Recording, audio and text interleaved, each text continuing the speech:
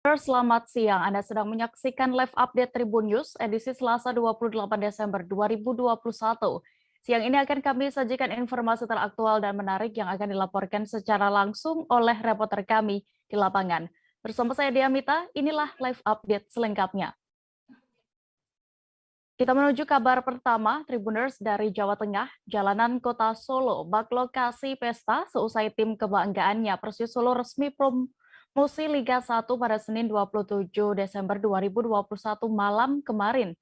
Laskar Sambernya kini lepas dari jeratan Liga 2 setelah mengalahkan Dewa United 2-1 dan masuk final Liga 2 melawan Rans Cilegon FC. Supporter Persis Solo, Pasopati tetap melakukan konvoi merayakan kemenangan meski aparat kepolisian sudah berjaga. Informasi lengkapnya dan bagaimana suasana malam kemarin saat konvoi akan disampaikan oleh rekan Christine Intan, jurnalis Tribun Solo yang kini sudah bergabung bersama kami. Halo rekan Christine. Halo Dea. Christine, bisa Anda informasikan sebenarnya apa alasan dari supporter Persis Solo ini tetap melakukan konvoi meski dijaga ketat oleh aparat kepolisian? Baik, terima kasih Dea terkait dengan supporter Persis Solo ataupun Pasopati yang melakukan aksi konvoinya di jalanan kota Solo pada hari kemarin malam sekitar pukul 11 malam, dan memang dari pantauan di lapangan terlihat banyak sekali supporter baik itu dari luar kota Solo maupun di dalam kota Solo. Dan dari alasannya memang para supporter ini melakukan euforia selama 14 tahun yang tidak pernah masuk ke Liga 1, sehingga ini adalah menjadi momentum para supporter untuk melakukan aksinya. Walaupun dengan kondisi di kota Solo saat ini pandemi COVID-19 masih ada dan penerapan PPKM level 2 juga masih diterapkan, tapi para supporter ini tetap nekat dengan sudah dilakukannya pengarahan dari pihak kepolisian ataupun dari Pemkot Solo untuk tidak melakukan konvoi ini. Ya.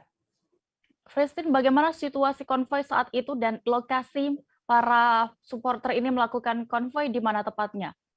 Baik, Dia, terkait dengan aksi konvoi ini memang tersebar di seluruh kota Solo, baik di titik-titik rawan seperti yang ada di kawasan Manahan, Purwosari, Gladak, hingga di depan Balai Kota Solo, semua bertumpah ruah di situ.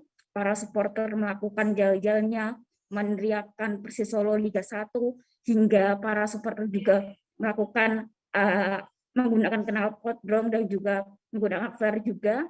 Dan dari pantauan di lapangan memang cukup euforia kemenangan dari Persis Solo ini sangat tampak terjelas dari raut muka para supporter yang sungguh bahagia melihat tim Sambernyawa ini menjadi bisa lolos ke Liga 1 pada malam kemarin. Dia. Lalu tindakan dari aparat kepolisian bagaimana terkait nekatnya para supporter ini tetap melakukan konvoi? Baik, Dia, terkait para supporter dari pihak kepolisian dari Kabak Ops Polresta Solo, Kompol Suyoto menyatakan bahwa dari pihak kepolisian sudah mengerahkan ratusan personil untuk melakukan pengamanan terkait dengan adanya para supporter dan penguraian massa, karena pada dasarnya dari pihak kepolisian juga melakukan aksi ini ataupun melakukan pembubaran ini untuk menanggulangi penyebaran COVID-19 yang ada di kota Solo dengan melakukan secara humanis, dengan melakukan pengarahan untuk melakukan jalur-jalur di jalan kota Solo ini untuk dibubarkan dan diurai, karena pada dasarnya para supporter ini berkumpul di beberapa titik itu, mulai dari di Manahan, Purwosari, dan juga di depan Balai Kota Solo.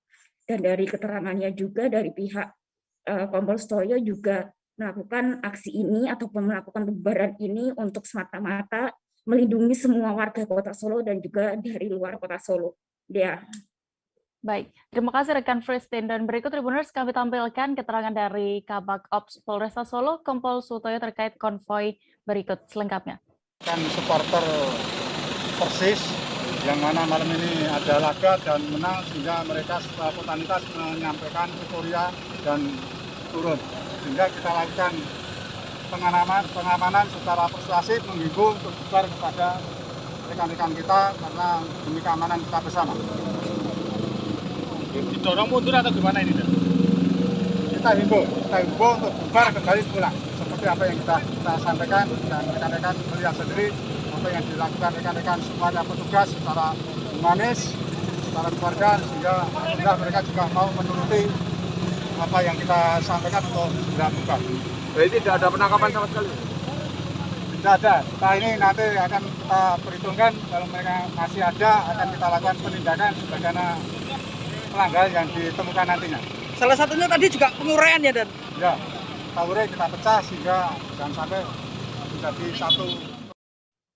Kita menuju Aceh, Tribuners. Kapal diduga berpenumpang pengungsi Rohingya ditemukan terombang-ambing di perairan Laut Selat Malaka, kawasan Biren sejak Minggu 26 Desember lalu. Dan hingga Selasa hari ini 28 Desember 2021, bot masih berada di laut bebas dan tidak bergerak. Detail informasinya akan disampaikan oleh wartawan Serambi News, rekan Yusmadin Idris yang kini sudah bergabung bersama kami di sana. Halo rekan Yusman. Halo, Bea. Rekan Yusman, silakan dengan laporan Anda dan berdasarkan pantauan Anda bisa diinformasikan lebih tepatnya kapan bot Rohingya ini terombang-ambing dan juga di mana posisi mereka.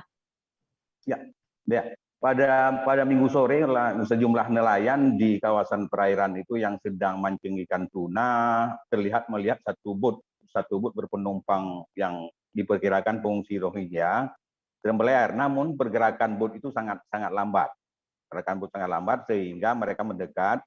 Ketika mendekat itu mereka mengabari dengan bahasa isyarat yang bahwa mereka adalah dari Rohingya dan kondisi mereka mesin bot mereka itu rusak.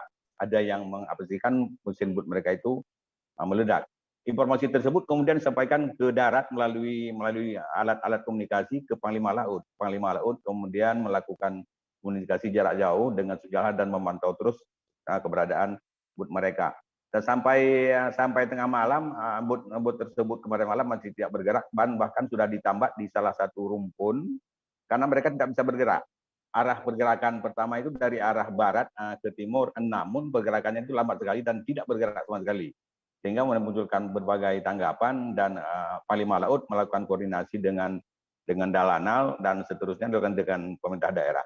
Sementara itu para nelayan yang pertama melihat bot Itigar itu karena melihat mereka kondisi mereka adalah dalam bahasa isyarat yang membutuhkan bantuan, lalu bantuan perlengkapan yang mereka bawa untuk keperluan sendiri langsung diserahkan kepada nelayan, kepada pengungsi Rohingya yang sedang di dalam bot. Habis itu kemudian mereka terus pulang, nelayan itu terus pulang ke darat dan melakukan koordinasi dengan Panglima Laut. Demikian deh. Lalu kabarnya para nelayan Biren juga sempat mengirimkan bantuan kepada mereka. Apakah benar? Ya, setelah itu bantuan pertama kemarin Senin malam, satu bot lagi bergerak dengan 6 nelayan bergerak lagi ke laut yang berjarak sekitar 65 mil. Namun informasi diperoleh dari pagi, keberangkatan mereka ke laut lepas ke sana, mereka tidak berani mendekat. Akhirnya mereka kembali pulang lagi ke darat.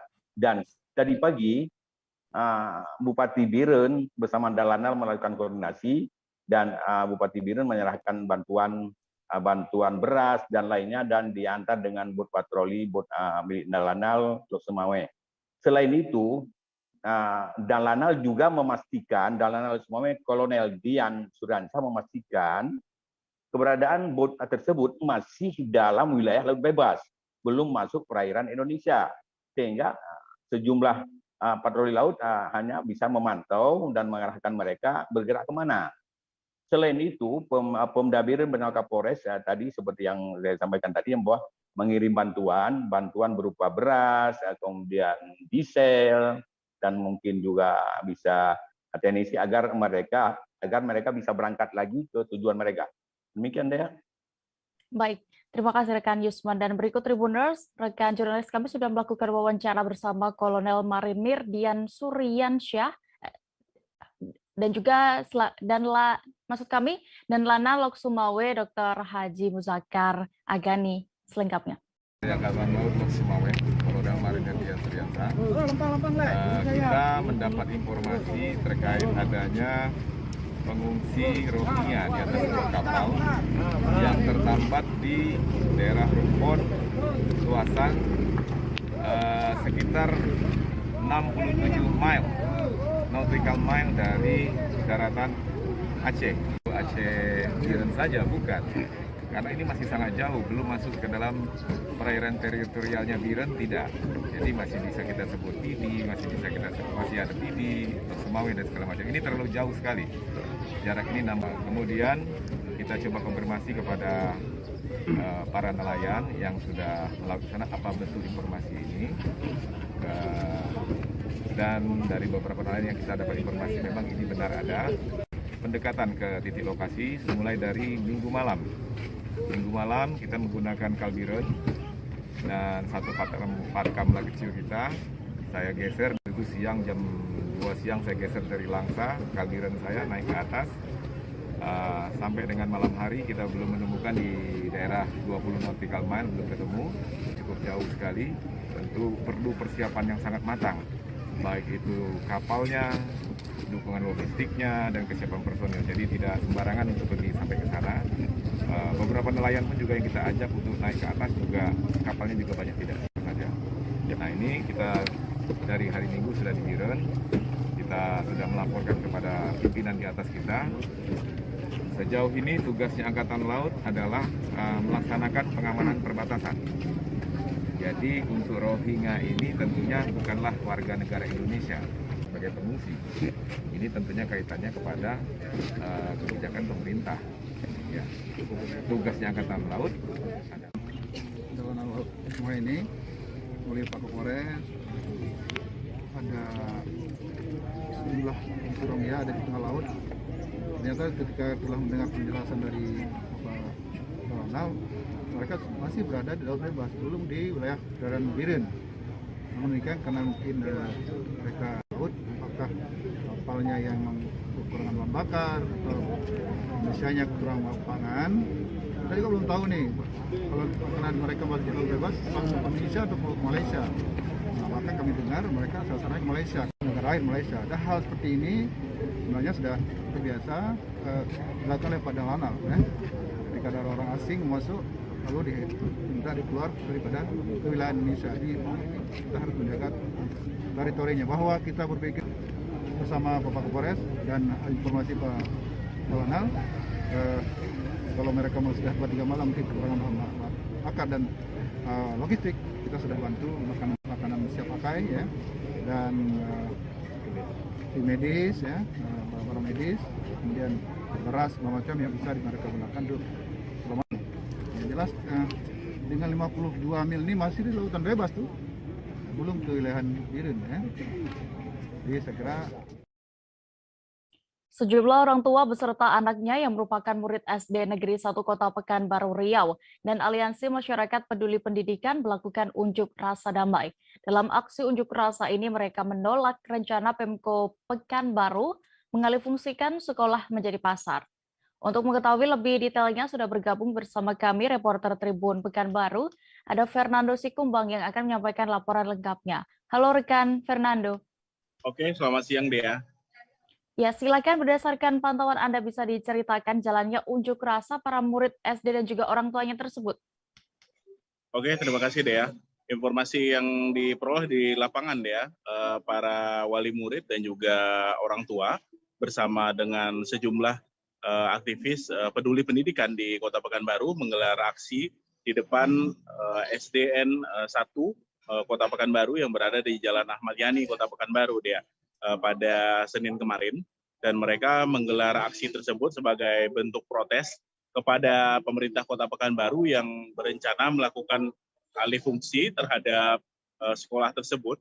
Rencana sekolah tersebut bakal beralih fungsi menjadi lokasi yang untuk perluasan kawasan pasar di wilayah pusat Kota Pekanbaru, Dea. Dan para wali murid dan juga para murid dan juga para aktivis peduli pendidikan melakukan protes.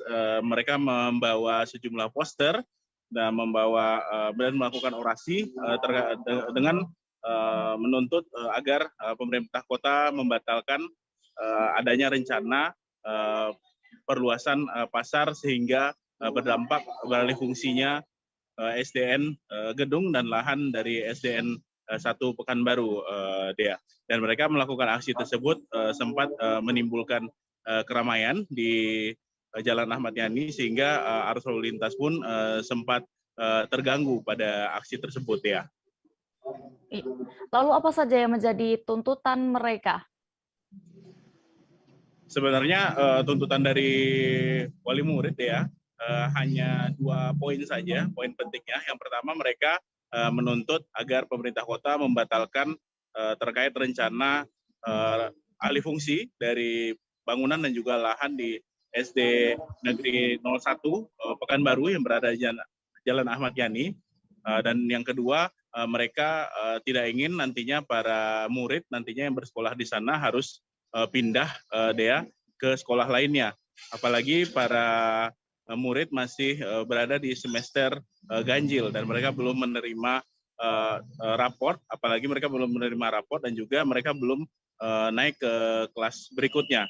Sehingga para orang tua khawatir nantinya proses pendidikan anak-anaknya yang bersekolah di sekolah tersebut menjadi terganggu akibat adanya kebijakan dari pemerintah kota yang melakukan alih fungsi terhadap lahan dan juga bangunan sekolah tersebut untuk perluasan kawasan perdagangan di sekitar Jalan Ahmad Yani. Begitu, Dea. Ya, rekan Fernando, lalu apakah sudah adakah tanggapan dari Pemko Pekanbaru maupun Dinas Pendidikan terkait aksi unjuk rasa ini? Oke, Dea. Pemerintah Kota Pekanbaru sudah menanggapi aksi tersebut, Dea. Dan pemerintah kota menyampaikan bahwa agar para wali murid dan juga guru di sekolah tersebut memahami dengan kebijakan yang dilakukan terkait alih fungsi lahan dan juga bangunan di sekolah tersebut. Mereka punya pertimbangan, apalagi tim sudah melakukan kajian terhadap rencana alih fungsi lahan dan juga bangunan di sekolah tersebut. Mereka sudah melakukan kajian sejak tahun 2019 silam, namun ada rencana penerapannya bakal dilakukan dalam waktu dekat. Walau demikian, pihak pemerintah kota masih belum memastikan kapan bakal dilakukan alih fungsi lahan dan juga bangunan yang ada di sekolah tersebut. Saat ini masih dalam proses dan pemerintah kota sendiri meminta wali murid dan juga guru yang mengajar di sekolah tersebut memahami kebijakan yang sudah dilakukan, apalagi sejumlah kajian sudah dilakukan oleh tim terpadu sehingga memutuskan sekolah tersebut nantinya bakal dialih fungsi. Dan orang tua juga diimbau tidak perlu khawatir, pihak Dinas Pendidikan memastikan para murid nantinya tetap bisa bersekolah di kawasan yang ada di dekat kediamannya masing-masing, dekat rumahnya masing-masing, Dea. Sehingga para orang tua tidak perlu khawatir ketika anak-anaknya harus terpaksa pindah setelah adanya kebijakan alih fungsi lahan dan juga bangunan sekolah tersebut. Begitu juga guru nantinya bakal dipindahkan ke sekolah terdekat dari pemukimannya atau sekolah-sekolah lain yang posisinya tidak jauh dari kawasan sekolah SD 01 Pekanbaru yang di Jalan Ahmad Yani ini. Begitu, Dea, informasinya. Baik, Tribuners, berikut rekan kami sudah melakukan wawancara bersama salah seorang wali murid SDN 01 Pekanbaru bernama Rina. Kami tampilkan selengkapnya. Apa nih kegiatan apa di sini, Bu? Ini sekolah ini mau dijadikan pasar. Dipindahkan anak kami secara sepihak, kami nggak tahu para orang tua. Dipindahkan secara sepihak. Diacak-acak anak ini semuanya mau sekolah di mana diacak-acaknya.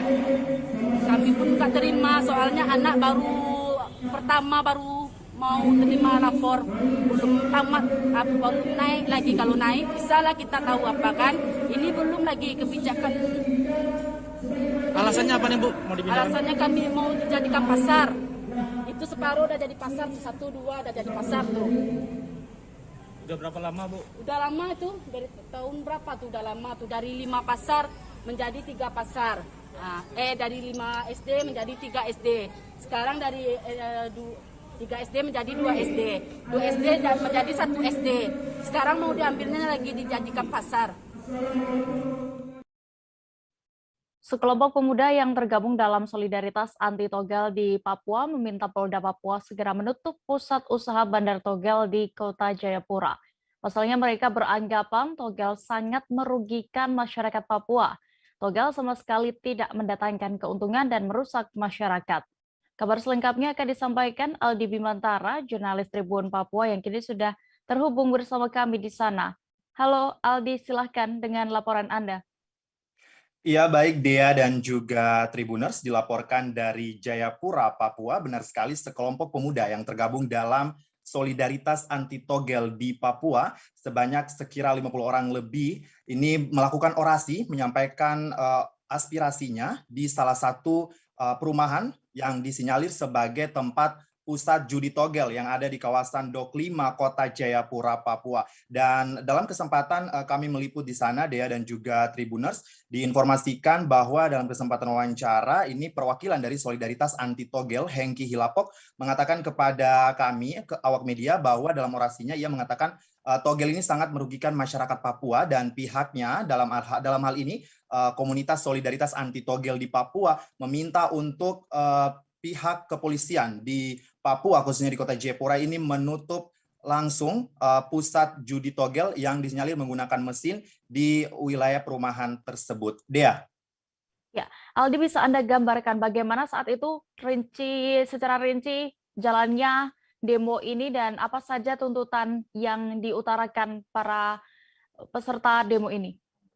Iya, baik Dea dan juga Tribuners, dapat saya informasikan memang lokasi demo ini berada di kawasan Dok 5 Kota Jayapura, Papua. Memang massa yang tergabung dalam Solidaritas Anti Togel di Papua ini sudah berkumpul di salah satu rumah yang memang disinyalir sebagai pusat judi togel di Kota Jayapura, dan mereka berkumpul begitu pada siang hari sekira pukul 12:30 waktu Indonesia Timur, meminta dengan paksa begitu ya untuk menutup langsung rumah yang disinyalir melakukan aktivitas judi togel, dan cabangnya ini sudah ada di mana-mana. Dan memang dalam orasinya pihak dari perwakilan Solidaritas Anti Togel di Provinsi Papua ini meminta dengan tegas pihak kepolisian untuk segera menutup pusat judi togel yang ada di Kota Jayapura karena dinilai sangat meresahkan masyarakat, terutama para warga, khususnya warga Kota Jayapura yang sudah berkeluarga, dan ini nyatanya memang di dalam momen perayaan Natal dan Tahun Baru memang aktivitas judi togel ini masih terus dilakukan dan digencarkan begitu, sehingga sangat dinilai oleh pihak mereka sangat meresahkan masyarakat gitu, dan dampaknya juga ke ekonomi begitu, Dea. Apa sebetulnya yang paling dikhawatirkan oleh masa pendemo ini terkait judi togel yang memang beredar di masyarakat Papua? Iya, memang Dea dan juga Tribuners, dalam kesempatan wawancara bersama awak media, perwakilan Solidaritas Anti Togel, Hengki Hilapok ini mengatakan bahwa togel sama sekali tidak mendatangkan keuntungan dan merusak masyarakat Papua. Untuk itu pihaknya ini meminta pihak kepolisian di Jayapura untuk segera menghentikan aktivitas jual beli togel karena dinilai sangat merusak tatanan masyarakat Papua yang tentunya memiliki nilai-nilai yang seharusnya dijunjung tinggi, yakni budaya toleransi, kemudian budaya kebersamaan. Ini tentunya sangat merusak sekali tatanan kehidupan yang sepertinya disebutkannya bahwa mempengaruhi psikologis seperti sikap apatis atau masa bodoh dari masing-masing orang yang ingin mau menang sendiri seperti itu. Dan memang karakter-karakter ini secara tidak langsung memang dibentuk dari aktivitas togel ini sendiri begitu. Jadi memang ini dinilai oleh pihaknya sangat meresahkan masyarakat, dan kedepannya memang pihaknya menuntut untuk tidak ada lagi aktivitas jual beli togel ini khususnya yang ada di Kota Jayapura. Dea. Baik, terima kasih rekan Aldi Bimantara untuk laporan Anda langsung dari Jayapura. Selamat bertugas kembali. Kita beralih ke Sumatera Selatan, Tribuners. Puluhan orang menggeruduk kantor Bupati Ogan Ilir di Tanjung Senai, Indralaya. Kedatangan massa meminta Pemkab Ogan Ilir menutup PT Sumesta Mitra Sejahtera yang berada di Indralaya Utara karena dinilai mencemari lingkungan. Dalam aksi kali ini massa bahkan nekat menerobos ruang rapat yang tengah dipakai. Selengkapnya akan disampaikan rekan Tribun Sumsel, ada Agung Dwi Payana yang kini sudah bergabung bersama kami. Halo rekan Agung. Ya, halo rekan Dea. Ya, Agung, bisa Anda jelaskan Selamat apa sebenarnya yang melatar belakangi aksi unjuk rasa ini? Ya, Dea dapat dan juga Tribuners dapat kami laporkan kedatangan massa pada Kamis lalu 23 Desember 2021 ke kantor Bupati Ogan Ilir ini untuk menyuarakan aspirasi terkait penutupan PT Semesta Mitra Sejahtera atau PT SMS di wilayah Kecamatan Indralaya Utara, Kabupaten Ogan Ilir, di mana di PT tersebut menurut massa merugikan dampak lingkungan warga sekitar karena aktivitas pemotongan hewan yang di mana limbahnya dibuang ke daerah sekitar pemukiman warga.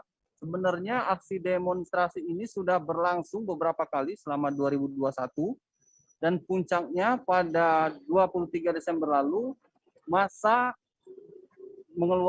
membawa massa yang lebih banyak dibanding aksi-aksi sebelumnya dan meminta Pemkab Ogan Ilir menutup permanen PT SMS tersebut. Dea. Ya, tadi Anda sebutkan bahwa demo ini, unjuk rasa ini sebenarnya sudah beberapa kali dilakukan. Lalu, saat ini apakah sudah ada respon dari Pemkab Ogan Ilir? Ya, sebelumnya massa juga selain menggelar aksi juga melakukan audiensi dengan Pemkab Ogan Ilir diwakili Asisten 1 Bidang Pemerintahan. Ketika itu, beberapa waktu lalu, Pemkab Ogan Ilir berjanji akan menindaklanjuti permintaan massa dan akan berkoordinasi terlebih dahulu dengan PT SMS mengenai hal-hal apa saja yang perlu diperbaiki. Saat ini Pemkab Ogan Ilir juga sedang menagih kepada PT SMS agar memenuhi persyaratan diantaranya analisis mengenai dampak lingkungan dan tingkat pencemarannya di lingkungan tersebut. Jika seandainya PT bersangkutan tidak dapat memenuhi persyaratan yang diminta oleh Pemkab Ogan Ilir, maka tidak menutup kemungkinan perusahaan tersebut di bidang perusahaan yang bergerak di bidang pemotongan hewan tersebut akan ditutup. Dea.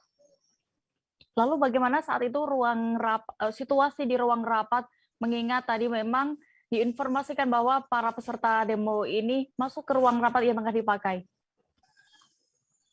Ya, sebenarnya ketika aksi unjuk rasa di saat bersamaan itu ada dilakukan rapat percepatan vaksinasi COVID-19 di Ogan Ilir.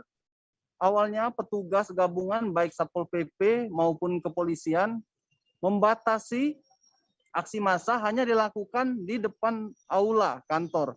Namun massa memaksa masuk hingga ke ruang rapat sehingga aktivitas di dalamnya bubar dan ditunda untuk rapat percepatan COVID-19 itu. Selain itu juga, massa meminta untuk bertemu langsung dengan Bupati Ogan Ilir. Namun di dalam ruangan, Wakil Bupati Ogan Ilir Ardani sebenarnya sudah bersedia menemui massa, namun massa menolak dan hanya ingin bertemu langsung dengan Bupati Ogan Ilir, Pancawijaya Akbar. Karena keinginan massa tersebut tidak direspon, tidak sesuai permintaan maksud kami, massa lalu melakukan tindakan sedikit anarkis, diantaranya dengan melempar telur dan membuat kekacauan di dalam ruangan. Namun ketika itu kondisinya segera dapat diamankan oleh petugas yang berjaga. Dea. Ya, lalu setelah ada aksi ini bagaimana? Apakah Pemkab Ogan Ilir maupun aparat sudah menindaklanjuti tuntutan massa? Ya, sejak aksi beberapa waktu lalu sebenarnya Pemkab Ogan Ilir maupun aparat penegak hukum sudah menindaklanjuti. Berhubung dengan aksi massa yang terakhir, melalui Polres Ogan Ilir, Pemkab sudah meninjau ke lokasi tersebut dan untuk saat ini merekomendasikan kepada PT SMS agar memindahkan tempat pembuangan limbah jauh dari pemukiman warga dengan radius 3 km. Sementara dari sisi administrasi, perusahaan bersangkutan segera diminta melengkapi persyaratan dokumentasi mendirikan, maksud kami melaksanakan usaha di lokasi tersebut di wilayah Indralaya Utara. Dea. Baik, Tribuners rekan Agung sudah melakukan wawancara bersama koordinator aksi Junaidi dan juga Kasatpol PP Ogan Ilir Samrowi. Berikut kami tampilkan liputan lengkapnya untuk Anda. Kita mau bertemu dengan Kapolres karena Kapolres bisa menyampaikan kata kasat intel apa yang kita tuntutkan. Gitu. Kita coba ke sana karena di dalam tadi kita terpaksa diusir oleh pihak Pol PP yang dimana pihak Pol PP itu tidak mencerminkan itikah dan adat, Pak. Kenapa itu kita dikeluarkan tadi? Karena katanya di dalam kantor ini kita tidak layak usir kita ya. Oh, diusir. Diusir kita. Jadi kita mau menyuarakan apa ini? Menyuarakan tentang PT SMS yang melanggar sanksi administratif paksaan dengan nomor keputusan nomor 487 pada tanggal 24 November 2020 sampai dengan 25 Maret 2021. PT SMS tidak melakukan pemenuhan kewajiban itu, Pak. Semestinya apa tuntutan kita? Tuntutannya cabut dan bekukan izin PT SMS itu saja, Pak. Kenapa? Melanggar apa dia itu? Atau lingkungannya atau gimana? 4 bulan itu belum melakukan yang namanya pemenuhan kewajiban itu, Pak. Kewajiban apa itu? Kewajiban semacam yang dianjurkan oleh SK nomor 487. Oh, gitu. Jadi tidak ramah lingkungan boleh dibilang gitu. Sudah masuk ke ruangan, sudah melempar telur-telur ke tempat-tempat ini tertentu ya. Sehingga mereka dipaksa harus mundur. Bukan berarti kita ada kontak fisik, tidak ada. Artinya ada semacam anarkis dari mahasiswa tersebut atau gimana? Ada sedikit ada. Jadi kita diperintahkan untuk memukul mundur mahasiswa tersebut. Ya, tapi jangan cara baik, Pak. Pak, aturannya masa ini harusnya batasnya di aula ya, Pak? Ya, mereka disarankan untuk sebatas tidak memasuki tempat ruang kerja, tetapi mereka maksa harus masuk. Ya. Ke ruang kerja? Ya, ke ruang kerja, ke ruang rapat ya, sehingga kita lakukan tindakan untuk pengamanan tersebut. Alhamdulillah mereka juga bersedia untuk menuntut. Tadi menuntut apa, Pak, mahasiswa tersebut? Mereka menuntut agar penutupan PT SMS yang bergerak di kandang ayam, peliharaan ayam yang ada di Desa Loro. Tapi Bupati tidak ada di ruangan atau gimana? Kebetulan Pak Bupati ada kegiatan lain, tadi juga sudah ditemui oleh Pak Wakil Bupati, namun mereka enggak. Kami akan jeda sejenak Tribuners, tetaplah di live update. Oke, apa kabar Bang Arifki di sini untuk strateginya? Kalau saya sendiri di Game Week 37 ini yang semalam baru mulai, saya udah sebenarnya aku nggak ngerasa itu penangkapan atau penggerebegan atau apapun itu, karena gitu posisinya aku kriteria. Jadi kita mengenal disebut dengan stroke yang tidak berdarah dengan stroke yang berdarah.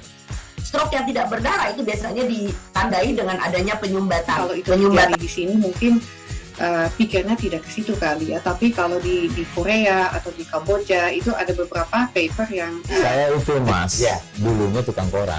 Oh gitu ya. Tukang koran. Ya, saya baca itu, Pak. Tuh kan pernah baca kan? Ya. Jadi kalau saya jadi pangdam itu udah bersyukur banget. Si anak ini dijadikan sebagai tersangka begitu. Ya, kalau ini kita bicara yang di luar kasus Sebongombo ya. Dengan nama hujan shower, di mana terdapat batas jelas antara daerah hujan dan tidak hujan yang biasanya terjadi pada fase awal master stage atau tahap berbahaya dewasa. itu Kang. Jadi mulai artinya terjadinya perlembekan. Nah itu untuk penetrasi akan sulit. Gitu ya. Dok, saya ini menurut saya memang tidak mudah, bukan urusan tanah diambil. Kalau misalnya Amerika Serikat sekarang, Rasulullah mengatakan dalam sebuah hadis bahwa berpuasa di 6 hari Syawal itu. Oke, apa kabar Bang Arifki di sini untuk strateginya? Kalau saya sendiri di Game Week 37 ini yang semalam baru mulai, saya udah sebenarnya aku nggak ngerasa itu penangkapan atau penggerebegan atau apapun itu, karena gitu posisinya aku kriteria. Jadi kita mengenal disebut dengan stroke yang tidak berdarah dengan stroke yang berdarah. Stroke yang tidak berdarah itu biasanya ditandai dengan adanya penyumbatan. Kalau itu terjadi di sini mungkin pikirnya tidak ke situ kali ya, tapi kalau di Korea atau di Kamboja itu ada beberapa paper yang saya itu Mas, ya, dulunya tukang koran. Oh gitu ya. Tukang koran. Ya, saya baca itu, Pak. Tuh kan pernah baca kan? Ya. Jadi kalau saya jadi pangdam itu udah bersyukur banget. Si anak ini dijadikan sebagai tersangka begitu. Ya, kalau ini kita bicara yang di luar kasus Sebongombo ya. Dengan nama hujan shower, di mana terdapat batas jelas antara daerah hujan dan tidak hujan yang biasanya terjadi pada fase awal master stage atau tahap berbahaya dewasa. itu Kang. Jadi mulai artinya terjadinya berlembekan. Nah, itu untuk penetrasi akan sulit gitu ya. Dok, saya ini menurut saya memang tidak mudah, bukan urusan tanah diambil. Kalau misalnya Amerika Serikat sekarang, Rasulullah mengatakan dalam sebuah hadis bahwa berpuasa di 6 hari Syawal itu. Oke, apa kabar Bang Arief di sini untuk strateginya? Kalau saya sendiri di Gimik 37 ini yang semalam baru mulai, saya udah sebenarnya aku nggak ngerasa itu penangkapan atau penggerebegan atau apapun itu, karena gini loh, posisinya aku kriteria. Jadi kita mengenal disebut dengan stroke yang tidak berdarah dengan stroke yang berdarah. Stroke yang tidak berdarah itu biasanya ditandai dengan adanya penyumbatan. Kalau itu terjadi di sini mungkin pikirnya tidak ke situ kali ya, tapi kalau di Korea atau di Kamboja itu ada beberapa paper yang saya itu Mas, ya, dulunya tukang koran. Terima kasih Tribuners, Anda masih menyaksikan live update Tribun News. Kita menuju informasi berikutnya. Kepala desa di Kabupaten Cirebon berinisial MH harus berurusan dengan petugas unit Tipikor Satreskrim Polresta Cirebon. Pasalnya MH yang menjabat sejak tahun 2015 lalu terbukti mengorupsi dana bantuan langsung tunai atau BLT tahun 2020. Dana BLT periode Oktober hingga Desember 2020 tersebut seharusnya diberikan kepada 178 keluarga penerima manfaat atau KPM di desanya. Informasi lengkapnya akan disampaikan reporter Tribun Cirebon, ada rekan Ahmad Imam Bayahaki yang kini sudah tersambung bersama kami. Halo rekan Imam. Ya, halo ya. Bisa Anda informasikan berapa total dana yang dikorupsi pelaku ini? Ya, dalam kasus korupsi ini, kepala desa yang berinisial NH mengkorupsi sejumlah dana desanya yang jumlahnya mencapai 325 juta yang berasal dari beberapa program, di antaranya APBD desa pada tahun 2019 dan bantuan untuk pembelian bibit ikan senilai 10 juta dan dana BLT tahun 2020 periode Oktober, November, dan Desember 2020. Dan jumlah dari hasil penghitungan Inspektorat Kabupaten Cirebon, kerugian negara dalam kasus tersebut mencapai 325 juta rupiah. Ya. Lalu saat ini setelah ditangkap, apakah oknum kepala desa atau Kuwu di Cirebon sudah ditetapkan sebagai tersangka, Imam? Dan bagaimana untuk proses hukum selanjutnya? Ya, saat ini kepala desa berinisial NH sudah ditetapkan tersangka oleh penyidik dari Polresta Cirebon dan sudah ditahan di Mapolresta Cirebon untuk penyelidikan lebih lanjut. Saat ini petugas kepolisian masih melakukan penelusuran aset atau aset tracing mengenai harta kekayaan tersangka yang untuk mengganti kerugian negara dalam kasus korupsi tersebut, karena dari pengakuan MH sendiri bahwa uang yang dikorupsi tersebut sudah habis digunakan untuk membayar utang dan kebutuhan pribadinya, sehingga MH tidak bisa mengganti kerugian negara, sehingga aset-aset miliknya akan disita sebagai ganti rugi untuk kasus tersebut. Demikian ya. Ya, apakah sudah ada informasi berapa lama ancaman pidana yang dikenakan terhadap tersangka ini, Imam? Ya, MH ini dijerat pasal 2 junto pasal 3 Undang-Undang Nomor 31 tahun 1999, junto pasal 8 Undang-Undang Nomor 20 tahun 2001 tentang tindak pidana korupsi, dan ancaman hukuman yang diberikan kepada tersangka maksimal adalah penjara 20 tahun dan denda paling banyak senilai 1 miliar rupiah. Demikian, ya. Baik. Dan Tribuners, terkait kasus korupsi ini, Kasat Reskrim Polresta Cirebon, AKP Anton telah memberikan keterangannya. Berikut kami tampilkan liputan lengkapnya untuk Anda. Saya akan merilis satu buah kasus tindak pidana korupsi. Di sini kita sudah menetapkan satu orang tersangka atas nama MH, ya, adalah salah seorang kepala desa. Ya.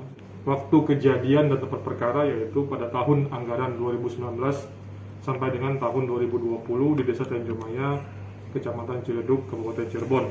Nah, di sini modus operandinya pelaku yaitu pertama bahwa pada tahun 2019 pelaku tidak melaksanakan seluruh kegiatan sebagaimana yang dimaksud atau tertuang dalam APBDes tahun 2019, ya, namun uang anggarannya diserap habis, ya, dan penggunaan uangnya digunakan untuk kebutuhan pribadi serta membayar hutang. Kemudian tahun 2020 tersangka juga menggunakan anggaran dana BLT, ya, bantuan langsung tunai dari bulan Oktober, November, Desember tahun 2020 dan dana pembelian bibit ikan, ya, yang bersumber dari dana desa tahun anggaran 2020 untuk juga membayar hutang keperluan pribadinya. Sehingga dana BLT yang merupakan program prioritas dari pemerintahan dalam rangka menanggulangi dampak ekonomi COVID-19 tidak disalurkan kepada 178 keluarga penerima manfaat. Kemudian berdasarkan hasil pemeriksaan ke tersangka dan juga hasil audit kerugian negara yang dikeluarkan oleh Inspektorat Kabupaten Cirebon bahwa terdapat kerugian keuangan negara sebesar 325.140.857. Sejumlah buruh terdiri dari 2 wanita dan 4 laki-laki yang terlibat penerobosan ruang kerja Gubernur Banten resmi menjadi tersangka. Penetapan ini berdasarkan alat bukti dan meyakinkan fakta-fakta yang tampil dianalisa menggunakan alat face recognizer unit Inavis di Treskrimum Polda Banten. Saat ini kepolisian disebut juga masih memburu 6 orang lainnya yang juga diduga terlibat aksi tersebut. Detail informasinya akan disampaikan oleh rekan wartawan Tribun Banten, ada Ahmad Tajudin di sana yang akan menyampaikan laporannya. Halo rekan Tajudin. Halo Rendia dan rekan Tajudin, silakan bisa Anda jelaskan terlebih dahulu mengenai penetapan tersangka terhadap 6 orang buruh. Apakah mereka saat ini juga sudah ditahan semuanya atau bagaimana? Baik rekan Dea dan Tribuners, perlu diketahui bahwa pada kemarin, pada hari Senin kemarin, Polda Banten mengungkap kasus di mana ada sekitar 6 orang buruh ditetapkan sebagai tersangka oleh Ditreskrimum Polda Banten, di mana 6 buruh ini ditetapkan sebagai tersangka karena telah menerobos masuk di ruangan Gubernur Banten dan juga menduduki kursi kerja Gubernur Banten, di mana 6 tersangka ini ada 2 perempuan dan 4 laki-laki, di mana 4 laki-laki berinisial AP dari Tangerang, kemudian OS dari Tangerang, dan juga SH dari Cilegon, serta MHF dari Pandeglang. Sedangkan yang 2-nya lagi berinisial SR, seorang perempuan dari Tangerang, dan juga SWP dari Tangerang, perempuan. Di mana dari 6 tersangka ini, ada 2 tersangka yang ditahan oleh Polda Banten, dan sementara yang 4-nya lagi tidak ditahan lantaran ada beberapa perbedaan pasal yang dikenakan dari 6 tersangka tersebut, ya. Ya, lalu bagaimana tanggapan dari para tersangka ini? Baik, untuk tanggapan dari tersangka yang ditetapkan sebagai tersangka ini, ada beberapa perwakilan yang mengungkapkan bahwa mereka mengungkapkan permintaan maaf kepada Gubernur Banten, di mana ketika mereka melakukan aksi menduduki kantor Gubernur Banten pada tanggal 22 Desember itu merupakan spontanitas para buruh, di mana para buruh mengatakan bahwa mereka dijanjikan untuk bertemu dengan pimpinan Provinsi Banten, namun pada waktu yang ditentukan mereka belum saja kunjung ditemui, sehingga aksi menerobos tersebut kemudian terjadi, dan hal-hal yang mereka lakukan di kursi Gubernur Banten menurut pengakuan merupakan spontanitas mereka yang dilakukan, tidak bermaksud untuk menghina ataupun berbuat hal-hal terhadap Gubernur Banten. Ya, Tajudin, dan tadi juga sudah sempat saya singgung bahwa dari informasi yang didapat, Polda Banten saat ini masih mencari lagi pelaku lain yang diduga juga terlibat kasus tersebut. Apakah benar?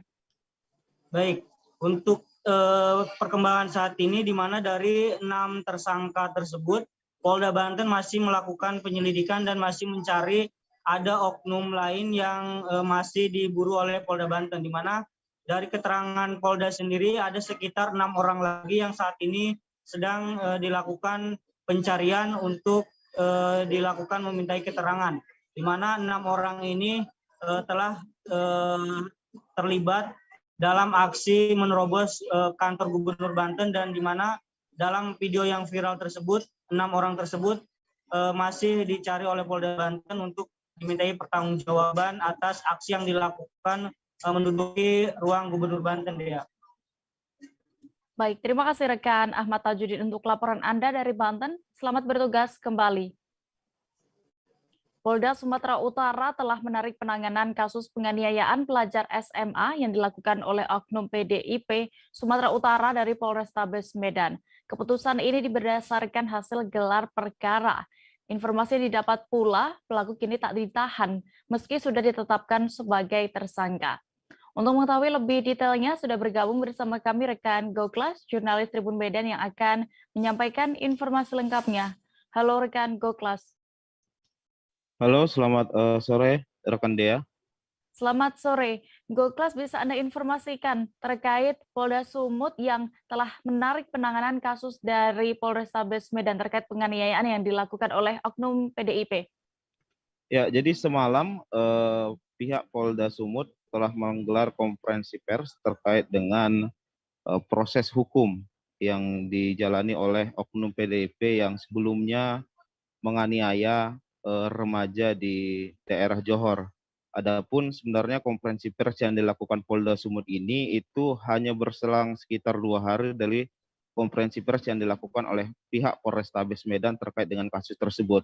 Nah, berdasarkan keterangan Kabid Humas Polda Sumut, yaitu adalah Kombes Hadi, menjelaskan alasan kenapa pada akhirnya kasus tersebut tidak lagi ditangani oleh Satreskrim Polrestabes Medan, namun ditarik ke Ditreskrimum Polda Sumut. Itu berdasarkan hasil gelar perkara yang dilakukan di Polrestabes Medan. Nah, adapun hal itu dikarenakan ada untuk menindaklanjuti agar proses hukum ini lebih objektif dalam proses penanganannya.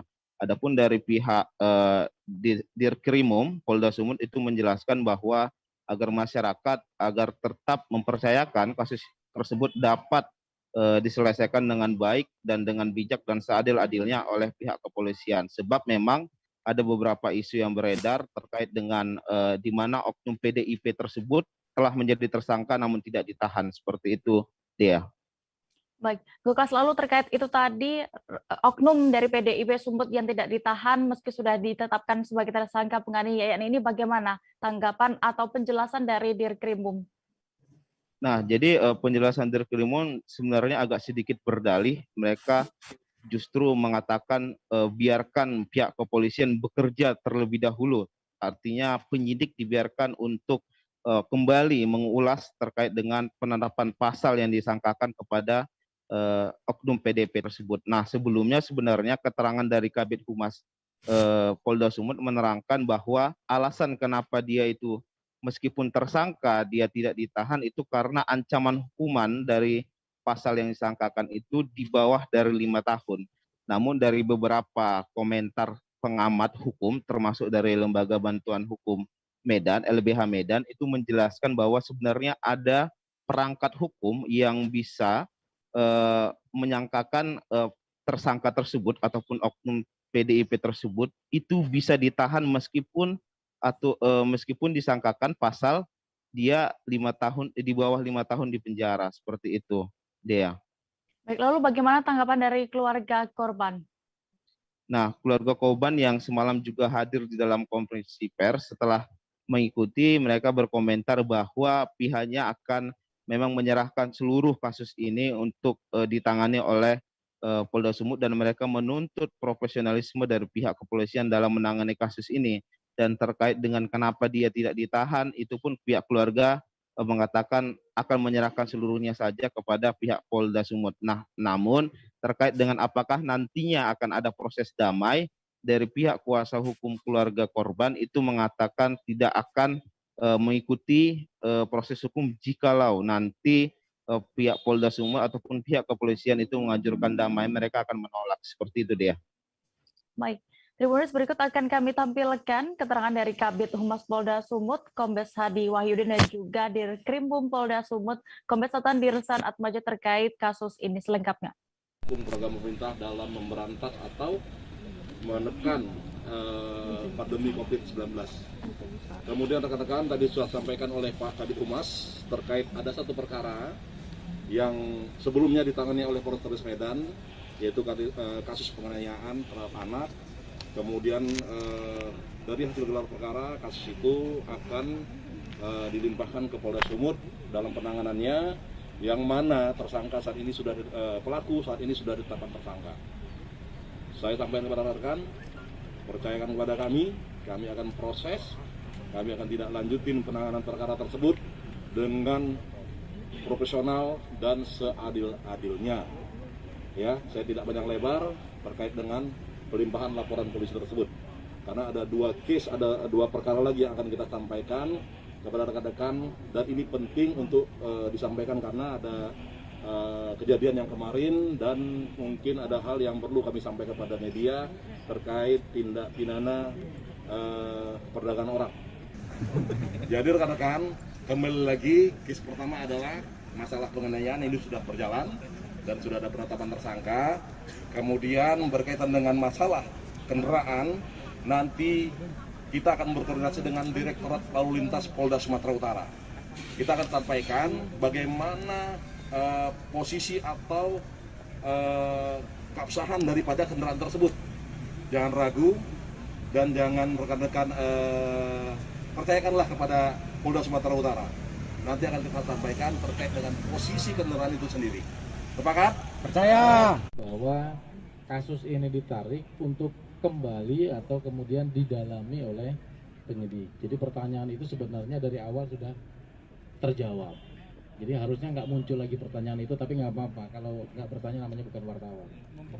Baik, yang berikutnya Bapak Dirkrim dengan beberapa ahli hukum, kemudian hadir juga tadi malam Ibu Kadis PPA, kemudian Kasat Reskrim, Kabid Propam, dan lain sebagainya di Polrestabes, bahwa kasus itu ditarik. Sekali lagi, kasus itu ditarik ke Polda Sumatera Utara.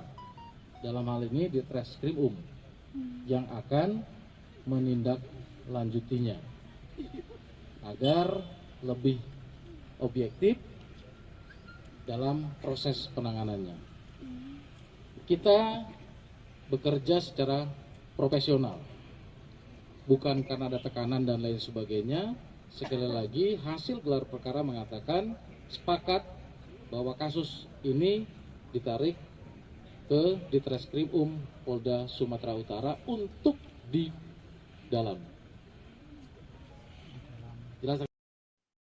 Dalam beberapa hari terakhir, wilayah Ulu, Kabupaten Tanjung Jabung Barat, Provinsi Jambi diterjang banjir yang cukup tinggi. Ketinggian banjir pun mengganggu aktivitas masyarakat. Salah satu titik banjir terjadi di Jalan Lintas Timur Merlung yang merupakan jalan nasional menghubungkan antara Provinsi Jambi dan Provinsi Riau. Kabar selengkapnya akan disampaikan wartawan dari Tribun Jambi. Ada rekan Danang Novrianto yang kini sudah terhubung bersama kami di sana. Halo rekan Danang. Halo rekan Dea. Rekan Dea, bisa Anda informasikan wilayah mana saja yang saat ini terendam banjir dan berapa ketinggiannya? Iya rekan Dea. Dalam beberapa hari terakhir, terutama dari mulai dalam 4 hari lalu, di hari Jumat hingga hari Senin terjadi banjir di beberapa wilayah di Ulu, di Kabupaten Tanjung Jabung Barat, terutama di 2 kecamatan, yaitu Kecamatan Renah Mendalu dan juga Kecamatan Merlung.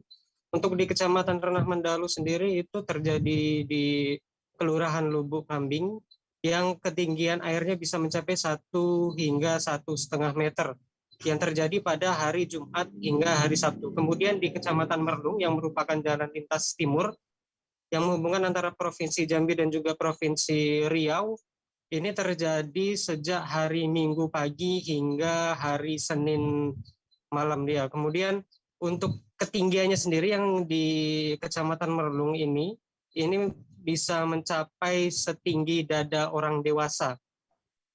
Ya. Baik, lalu ada berapa rumah dan keluarga yang terdampak banjir ini? Dan bagaimana keadaannya? Nah, untuk saat ini data dan informasi yang diberikan oleh Badan Penanggulangan Bencana Daerah Kabupaten Tanjung Jabung Barat, hingga hari ini di Kecamatan Merlung sendiri ada totalnya 259 rumah dan juga keluarga yang terdampak dari banjir di Kecamatan Merlung ini sendiri, yang terjadi di 3 desa, yaitu di Penyambungan 16 rumah, kemudian di Luter ada 10 rumah, kemudian di Kelurahan Merlung itu 117 rumah, kemudian di Desa Merlung ada 80 rumah, dan juga di Tanjung Paku ada 37 rumah. Jadi total ada 259 rumah. Dan juga di Kecamatan Renah Mendalu itu di Lubuk Kambing itu ada sekitar 47 rumah yang terdampak, sehingga mereka saat itu sedang diungsikan untuk di tempat yang lebih tinggi dan juga akan kembali saat banjirnya sudah surut ya. Baik, lalu apakah ada informasi penyebab terjadinya banjir di Kabupaten Tanjung Jabung Barat yang lumayan tinggi ini, Danang, dan juga bagaimana tindakan pemerintah menyikapi banjir yang melanda kali ini?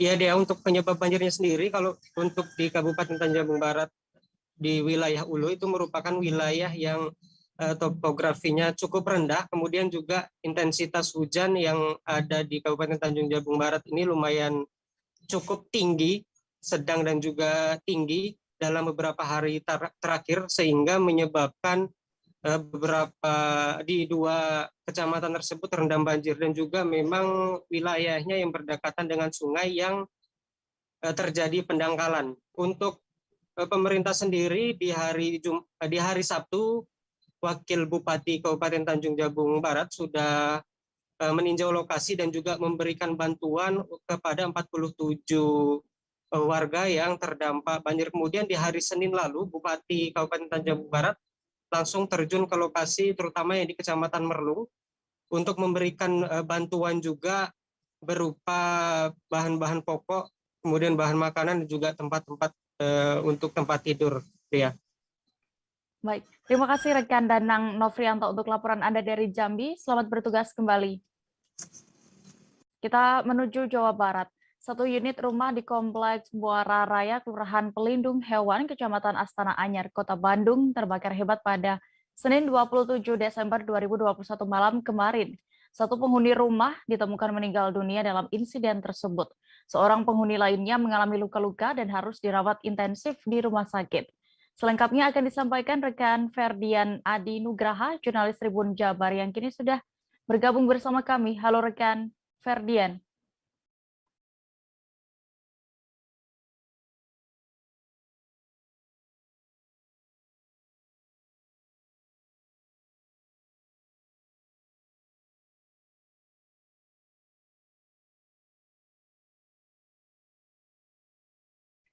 Halo rekan Ferdian.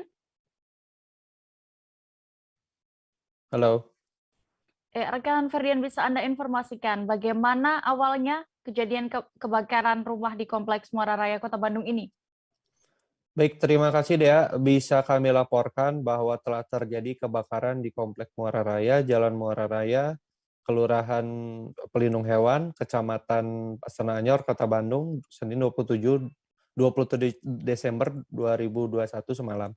Jadi kebakaran ini menewaskan 1 orang penghuni rumah dan mengakibatkan 1 orang luka-luka. Lalu menurut keterangan dari Kepala Dinas Kebakaran dan Penanggulangan Bencana di SKAR PB Kota Bandung, Dadang Iriana, bahwa kronologis kejadian belum bisa dipastikan. Namun menurut keterangannya bahwa kebakaran ini bermula dari kepulan asap yang berada di salah satu rumah Kompleks Muara Raya. Dan setelah itu Satpam Komplek melaporkan kepada Dinas Pemadam Kebakaran, dan Dinas Pemadam Kebakaran menurunkan 15 unit kendaraan yang terdiri dari pancar dari UPT Wilayah Selatan, lalu 4 pancar dari Pusat, 2 pancar dari UPT Wilayah Barat, 3 unit rangki, 2 unit rescue, dan 1 unit komando.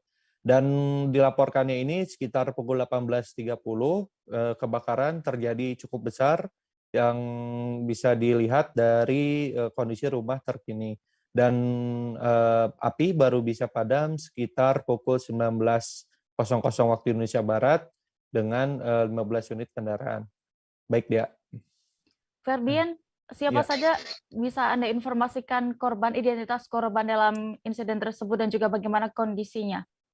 Oke, untuk korban jiwa sendiri namanya Cynthia Darmawan, usia 40 tahun, dan korban lukanya adalah Krisnawati Sugianto. Cynthia Darmawanti ini merupakan anak dari Krisnawati Sugianto, dan menurut keterangan dari Kasih Operasi Diskar PB, Asep Rahmat, bahwa Cynthia Darmawati bukan meninggal karena kebakar, namun beliau meninggal karena kehabisan oksigen. Sementara Krisnawati Sugianto saat ini sudah dibawa ke rumah sakit, salah satu rumah sakit di Kota Bandung, dan sedang mendapatkan perawatan yang intensif. Seperti itu, Dia. Ya, Ferdian, bisa Anda gambarkan untuk kondisi rumah saat ini pasca kebakaran terjadi? Oke, baik. Jadi setelah api padam, kami sempat mewawancarai salah satu saksi yang berada di dekat lokasi kejadian.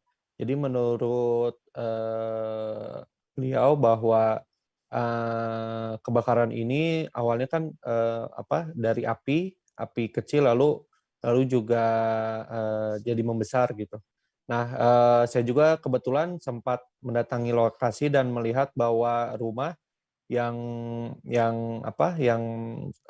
kebakar itu cukup parah.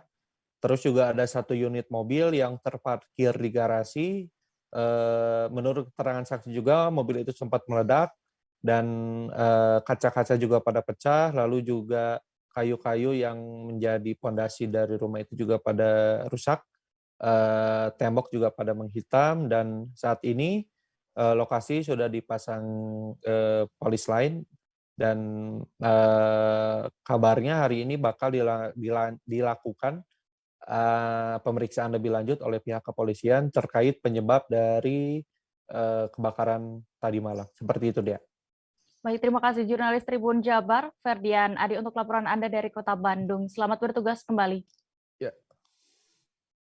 Tribuners, jangan kemana-mana karena kami masih akan kembali dengan informasi pilihan lainnya. Tetaplah di Live Update. Oke, apa kabar Bang Arifki di sini untuk strateginya? Kalau saya sendiri di Gimik 37 ini yang semalam baru mulai, saya udah pas. Sebenarnya aku nggak ngerasa itu penangkapan atau penggerebegan atau apapun itu. Karena gini loh, posisinya aku kriteria. Jadi kita mengenal disebut dengan stroke yang tidak berdarah dengan stroke yang berdarah. Stroke yang tidak berdarah itu biasanya ditandai dengan adanya penyumbatan. Kalau itu terjadi di sini mungkin pikirnya tidak ke situ kali ya, tapi kalau di Korea atau di Kamboja itu ada beberapa paper yang saya itu Mas, ya, dulunya tukang koran. Oh gitu ya. Tukang koran. Ya, saya baca itu, Pak. Tuh kan pernah baca kan? Ya. Jadi kalau saya jadi Pangdam itu udah bersyukur banget. Si anak ini dijadikan sebagai tersangka begitu.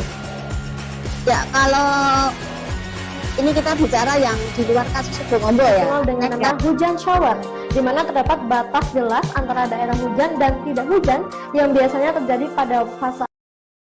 Terima kasih Anda masih menyaksikan Live Update. Kita menuju informasi berikutnya. Kerangka manusia ditemukan nelayan di Dusun Labuang Parabaya, Desa Onang, Kecamatan Tubo, Sendana, Kabupaten Majene, Sulawesi Barat pada Minggu 27 Desember 2021 lalu. Berdasarkan foto yang diterima Tribun Sulbar.com, kerangka merupakan bagian mulai dari pinggang hingga lutut. Pihak kepolisian lantas membawa temuan tulang kerangka tersebut ke RSUD untuk proses identifikasi. Informasi lengkapnya dan bagaimana perkembangan terkini penyelidikannya akan disampaikan oleh rekan Masdin, jurnalis Tribun Sulbar yang kini sudah bergabung bersama kami. Halo rekan Masdin. Halo Dea.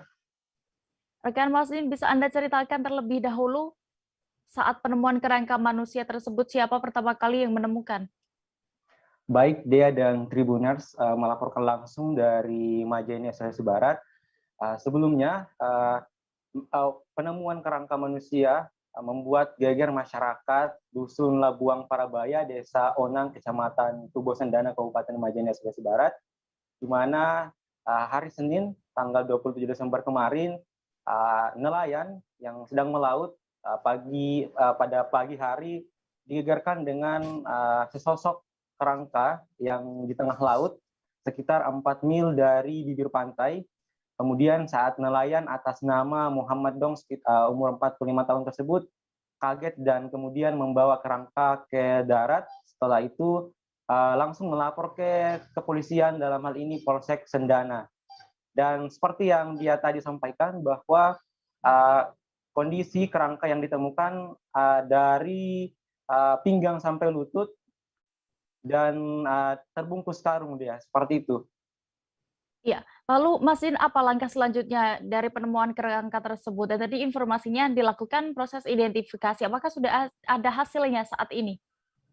Baik Dea dan Tribuners, sejauh ini dari pernyataan pihak kepolisian bahwa dalam hal ini Kapolsek Sendana, Ibtu Suryanto, mengatakan bahwa kerangka manusia tersebut dibawa ke RSUD Majene pada sore harinya untuk dilakukan identifikasi lebih jauh, mengingat tidak ada satupun identitas yang kartu pengenal atau identitas yang ada di kerangka manusia tersebut, hanya bisa dikenali dari celana warna hitam merek Reebok yang dikenakan, dan juga dari pihak rumah sakit sendiri saat dikonfirmasi kemarin belum ada respon lebih jauh, seperti itu dia.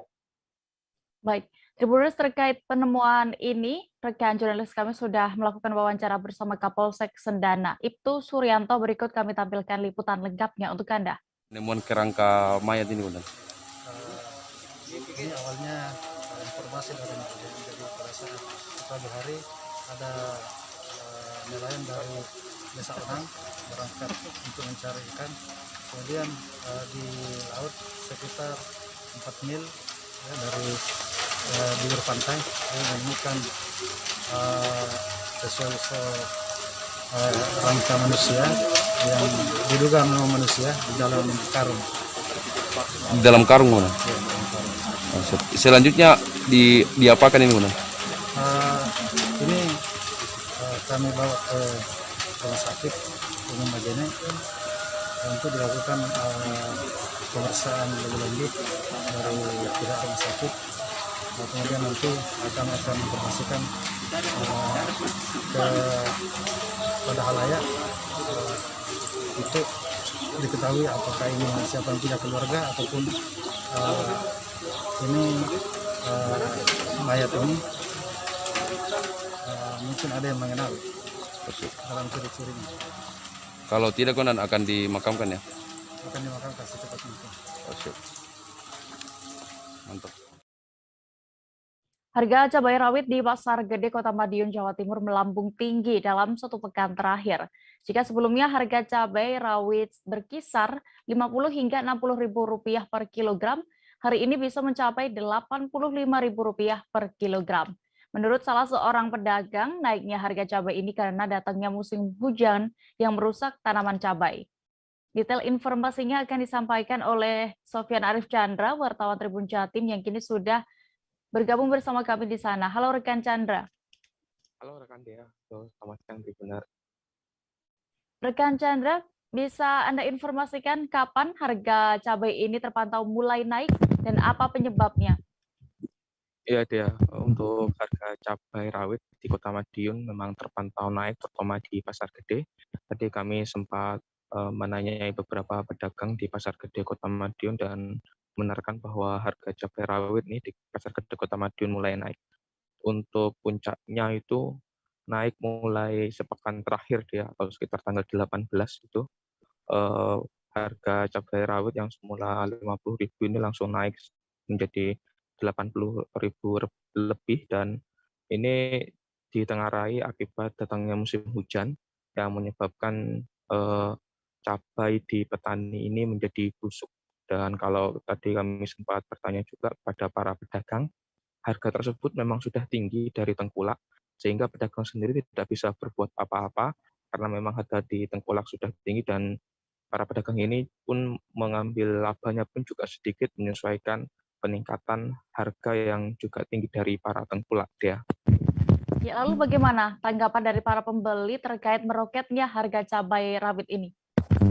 Untuk menyiasatinya ini para pembeli juga menurunkan jumlah belanjaannya dia. Jika biasanya membeli 1 kilo, dia hanya membeli sekitar setengah kilo, dan untuk menutupin kekurangannya, biasanya untuk para pedagang yang digunakan untuk membuka warungnya ini disiasati dengan membeli cabai rawit kering dia, yang ini lebih murah, dan kalau dari kualitas maupun harganya pun menurut mereka tidak jauh beda dari cabai rawit segar, sehingga mereka lebih memilih untuk 50-50 dia, yang setengah untuk cabai rawit segar dan setengah untuk cabai rawit kering dia.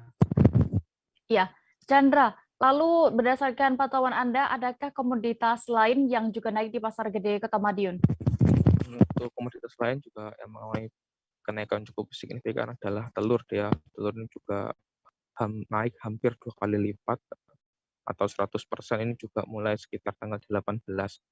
Berbeda dengan cabai, kalau telur ini naik ditengarai karena tingginya permintaan pada saat hari raya Natal ini, mungkin banyak acara sehingga permintaan telur ini menjadi tinggi, sehingga stoknya terus menipis. Kalau selain Natal, ini para pedagang juga mengatakan faktor lainnya itu ketika bantuan sosial dari pemerintah ini naik, terutama bantuan pangan non-tunai yang berupa bisa beras maupun telur, ini juga biasanya menaikkan harga telur di pasaran dia. Kalau harga telur di pasaran untuk yang ada pencairan BPNT ini biasanya naik dari sekitar 20.000 menjadi 25.000 per kilogram. Nah, untuk akhir tahun ini, kalau tadi saya dengar dari para pedagang, berbarengan dia antara Natal dengan pencairan bantuan sosial ini, sehingga naiknya cukup signifikan. Kalau biasanya harganya ini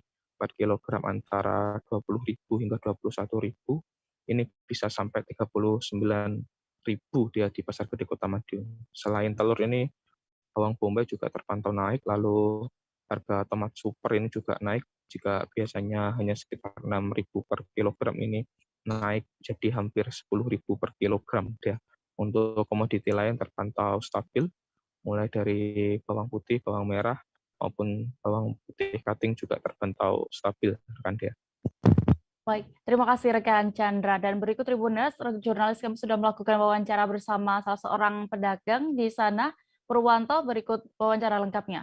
Dari keterangan juga udah mahal, terus kebutuhan yang dibutuhkan untuk acara hari Natal itu mungkin. Oh, berarti dampak Natal tahun baru ini ya mungkin ya, kebutuhan meningkat ya. Hari sama apa sih itu? PKH apa itu? Oh, bantuan itu. Oke. Lah hubungannya apa Pak sama bantuan itu? Bantuan langsung naik loh Mas. Oh, kebutuhannya meningkat gitu ya. Ini pokoknya tiap kali PKH keluar, telur langsung naik. Ya, oh, bantuan pangan non tunai itu toh Pak, yang ada telur. Iya. Tiap itu cair pasti. Oh, karena itu permintaan meningkat ya Pak ya. Terus dampaknya ke ini ya, telur yang dijual pedagang itu ya. Oh, berarti dari apa petani peternaknya ya emang naik. Ya? Naik. Oh, langsung itu bisa 3.000-4.000 langsung kalau naik. Kalau sebelum Natal itu, maksudnya ketika ada apa PKH atau bantuan sosial itu cair, paling tinggi aku jual 25 ya. Berarti saat ini mungkin ini ya karena Natal tahun baru sama bantuan sosial itu turun gitu ya. waktu sekarang udah turun. PKH kan terakhir kemarin. Iya. Ini udah mulai. Dia mulai menurun gitu ya. 3 hari yang lalu pokoknya aku masih 31. Kemarin sama hari ini udah 29. Ada keluhan dari pembeli nggak Pak? Oh pasti. Banyak Pak. Tanya toh. Tanya toh. Kalau yang warung-warung itu kan nggak bisa tuh Mas. Iya. Ganti harga. Makanya itu ya agak dikurangin. Agak dikurangin ya. Iya. Kalau Bapak sendiri stoknya juga dikurangi? Enggak, aku tiap hari paling. Tak hanya di Jawa, Tribuners, harga komoditi cabai di Kabupaten Sintang, Kalimantan Barat juga terus meroket menjelang akhir tahun. Di Pasar Junjung Buih, Kecamatan Sintang, misalnya, pedagang menjual cabai per kilogramnya seharga Rp200.000 per 27 Desember 2021 kemarin. Kenaikan harga cabai merah di level pedagang eceran ini lantaran harga cabai di level agen juga mengalami kenaikan. Untuk mengetahui lebih detailnya sudah bergabung bersama kami reporter Tribun Pontianak, Agus Pujianto yang akan menyampaikan informasi lebih lengkapnya. Halo rekan Agus. Halo rekan Dea. Ya, bisa Anda informasikan harga cabai di Kabupaten Sintang, Kalimantan Barat ini melejit hingga menyentuh Rp200.000 per kilogramnya. Apa faktornya? Baik Dea dan Tribuners, dapat saya laporkan bahwa harga cabai di Kabupaten Sintang, Kalimantan Barat pada Senin kemarin itu mencapai level tertinggi yang pernah terjadi di Kabupaten Sintang, yaitu per kilonya dijual seharga Rp200.000 di tingkat pedagang eceran. Kenaikan harga ini juga terjadi di tingkat agen karena dijual dari agen itu seharga Rp170.000. Kenaikan harga cabai ini disebabkan oleh sejumlah faktor. Pertama, karena pasokan cabai dari petani lokal maupun dari luar Sintang itu berkurang. Pertama dari petani lokal yang tepatnya yang berada di Desa Pakak itu gagal panen. Faktornya karena cuaca, kemudian ada juga terserang hama. Itu dia. Lalu bagaimana sikap para pedagang dan juga konsumen dengan kenaikan harga tersebut? Baik, konsumen yang merasakan sangat mencekik untuk harga cabai ini karena kebutuhan cabai juga sangat dibutuhkan untuk konsumen. Sementara pedagang ada yang tetap menjual dengan harga tinggi, namun sebagian lagi ada yang lebih memilih untuk tidak menjual cabai sementara waktu dan lebih mempergunakan modal untuk menjual cabai itu dipergunakan untuk membeli beras dia. Ya, lalu terkait melejitnya harga cabai saat ini, apakah sudah ada respon dari Disperindak di sana, Agus? Baik, ya. Disperindak mengaku akan segera menindaklanjuti soal kenaikan harga cabai di Kabupaten Sintang ini.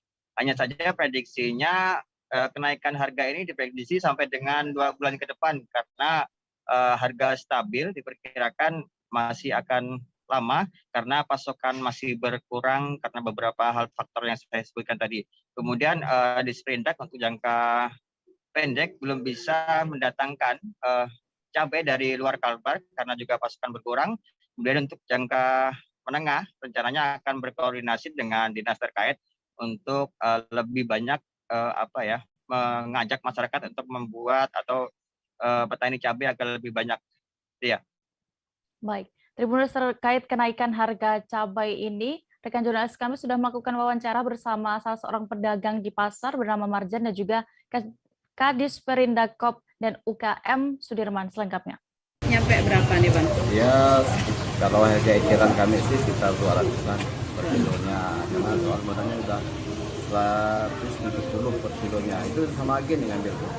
Dan sekarang kedua sama ya. Udah berapa lama Bang harga cabai naik? Kurang. Berarti sebelum Natal udah naik Bang ya? Sebelum Natal udah naik. Awalnya sih masih ecerannya masih 120. 120. Berarti segitu harganya Bang? Ya. Jadi pasokan cabai dari mana nih Bang? Ini dari Pakak, ada dari Singkawang, Pontianak, dari Sanggau. Ini karena cabai lokal nih sudah kebanyakan mati kan mungkin banyak kemarin, jadi pasukan itu berkurang dari lokalnya berkurang. Kalau dari luar itu tidak mampu, dari luar di pasar Sintang kurang. Jadi abang dapatnya berapa kilo lah nih sehari ini? Sekitar 5 kilo. Harga cabai nih bang? Kalau kami sih pedagang ini sih enggak lah, pembeli ya yang lo. Keluhannya gimana bang kebanyakan bang? Ya, Keluhannya? yalah apa jadi naiknya selalu besar gitu, selalu tinggi. Gitu. Kalau benda besar bang? Ya betul. Nah, gimana lah kami yang jual ini enggak ngeluh-ngeluh gitu ya, yang justru yang konsumen ya yang dia yang langsung dipakai kan.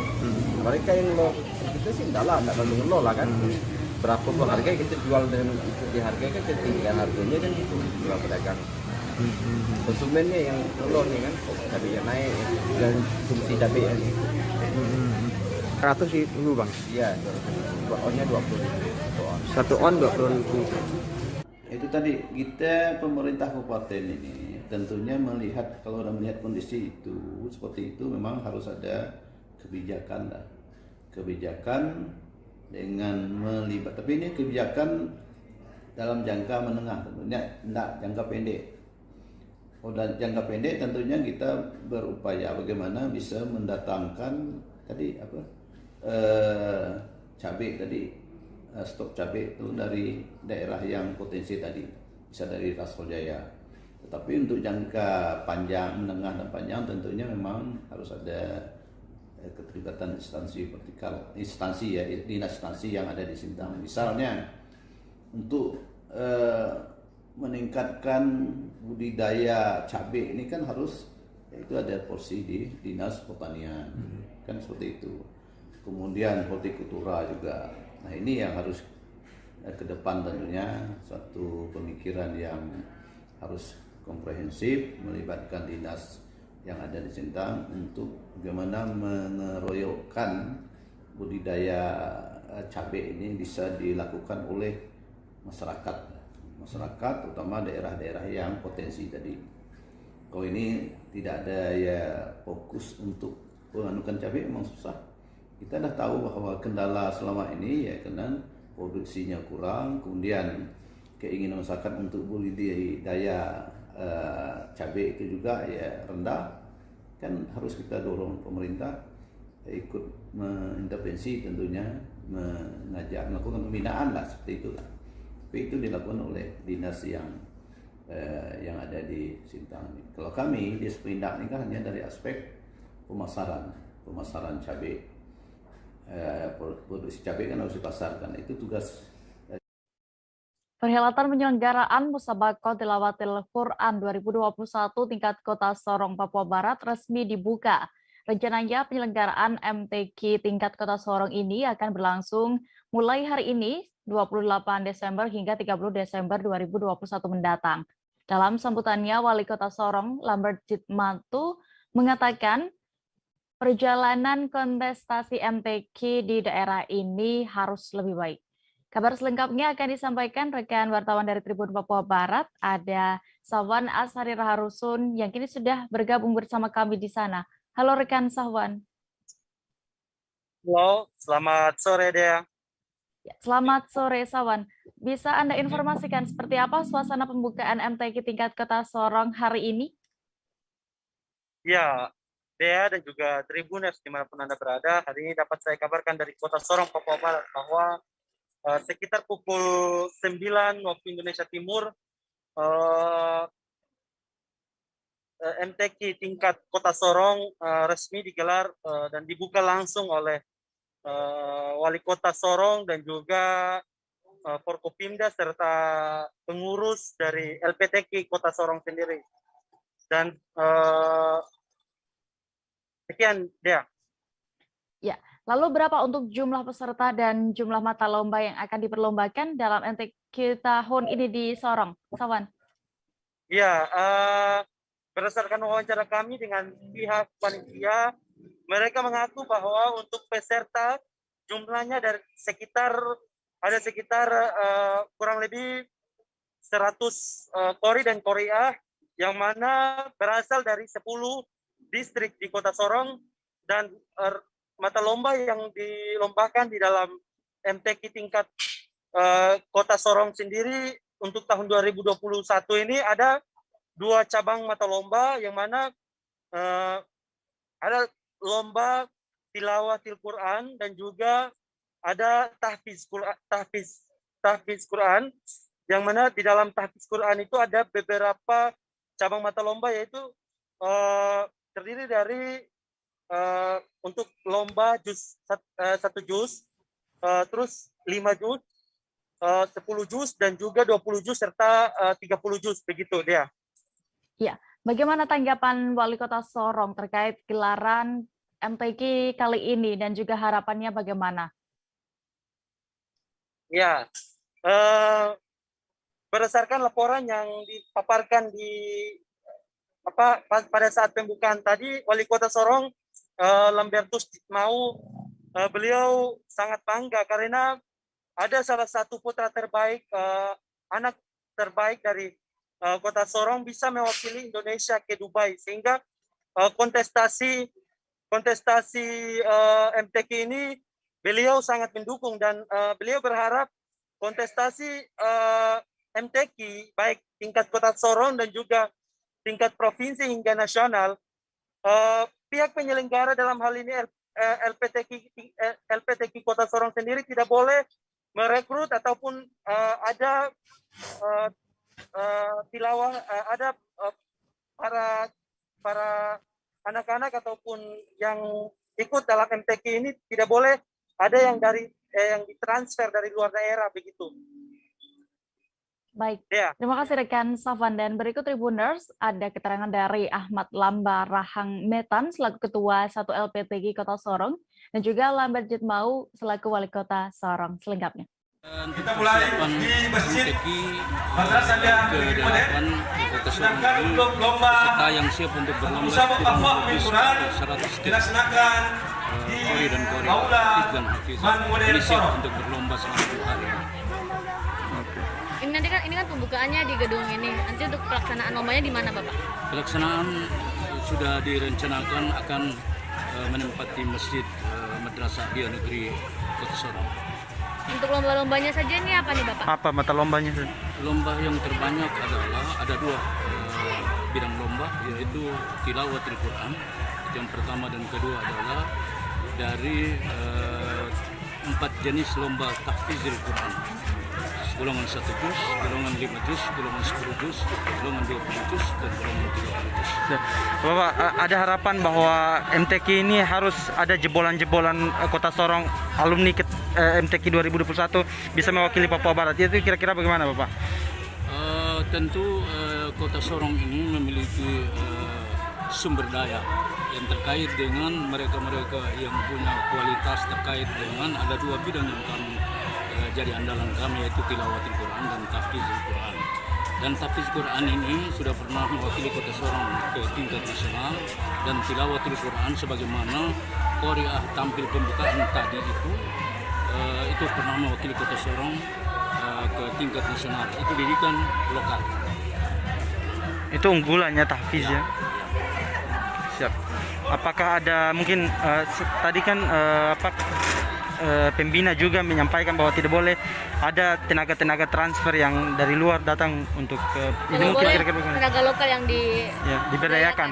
Baik, untuk Kota Sorong 3 tahun sudah berjalan, 3 tahun masa 2012 saya mulai masuk dan tangani kegiatan MTQ. Saya perintahkan kepada Ketua MUI dan Ketua Panitia dan Ketua MTQ tidak boleh transfer atau sewa tenaga pelatih dari luar Kota Sorong.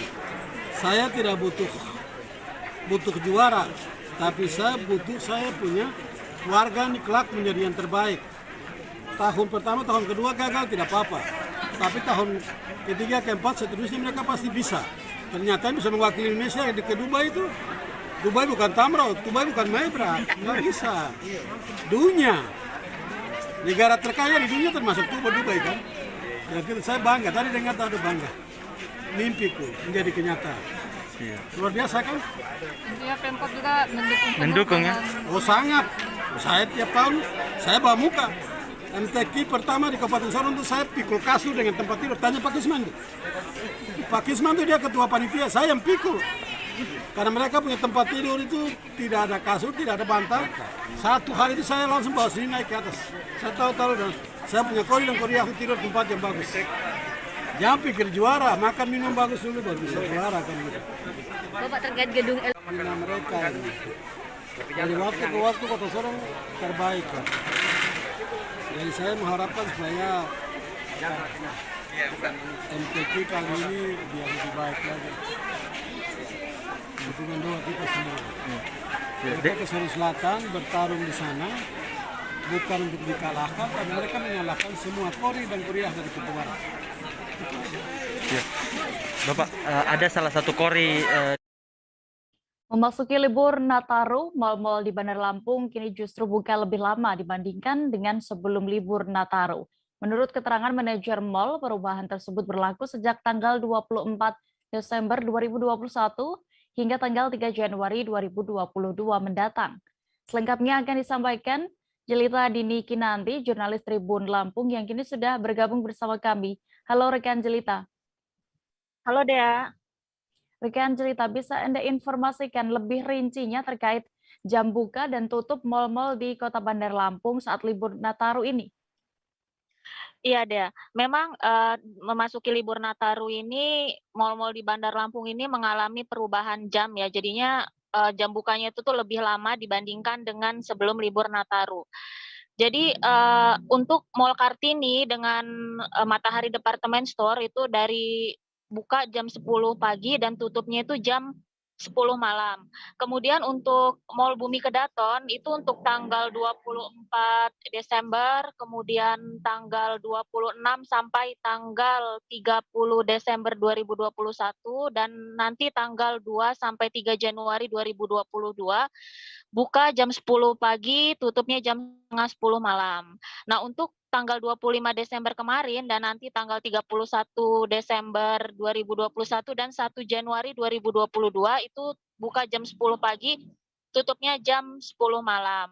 Nah, sedangkan untuk Transmart Lampung itu jam buka dan tutupnya itu masih sama, buka pukul 9 pagi dan tutupnya pukul 9 malam. Nah, ini kan berlangsung nanti dari tanggal 24 Desember sampai 3 Januari 2022. Nah, itu sebelum Nataru ini, mal-mal ini bukannya jam 10, tutupnya jam 10 malam, kecuali Transmart Lampung. Gitu deh ya. Ya. Lalu apa sebenarnya dasar dari aturan jam operasional mal-mal yang berubah menjadi lebih lama ini? Apakah nantinya juga tetap mengikuti anjuran pemerintah lantaran ini juga masih di tengah pandemi COVID-19? Iya, perubahan jam ini berdasarkan instruksi dari Wali Kota Kota Bandar Lampung ya, Mbak Dea. Nah, tapi meskipun ini bukannya lebih lama, pengunjung juga diwajibkan untuk tetap prokes selama berada di dalam mal dan jumlah pengunjung mal itu juga dibatasi hanya 50% setiap harinya. Ya, Jelita, terakhir. Lalu bagaimana dengan syarat lebih detailnya untuk bisa masuk ke dalam mal-mal di Kota Bandar Lampung ini, apa saja? Iya, memang sekarang ini untuk masuk mal di Bandar Lampung ini sudah sedikit lebih ketat ya, Dea. Terutama ini sejak memasuki libur Nataru ini. Jadi semua pengunjung itu yang ingin masuk ke mal itu wajib scan barcode Peduli Lindungi. Ini untuk membuktikan kalau pengunjung yang masuk ke mal ini sudah vaksin minimal dosis pertama. Kalau belum vaksin, mereka tidak diperbolehkan untuk masuk mal. Kemudian pengunjung juga wajib untuk cek suhu tubuh, lalu menggunakan masker dan jaga jarak selama berada di dalam mal. Baik, terima kasih rekan Jelita Dini untuk informasi Anda dari Bandar Lampung. Selamat bertugas kembali. Ya, Dea, terima kasih. Tribuners, informasi tadi sekaligus menutup perjumpaan kita dalam live update siang ini dan lantaran masih di tengah pandemi kami kembali mengingatkan kepada Anda untuk terus tetap menerapkan protokol kesehatan dimanapun berada. Jangan lupa juga Tribuners saksikan live update Tribun News berikutnya pukul 4 sore di seluruh kanal YouTube Tribun Network. Saya Dea Mita beserta kru yang bertugas pamit. Terima kasih dan sampai jumpa. Jangan lupa like, subscribe, dan share ya.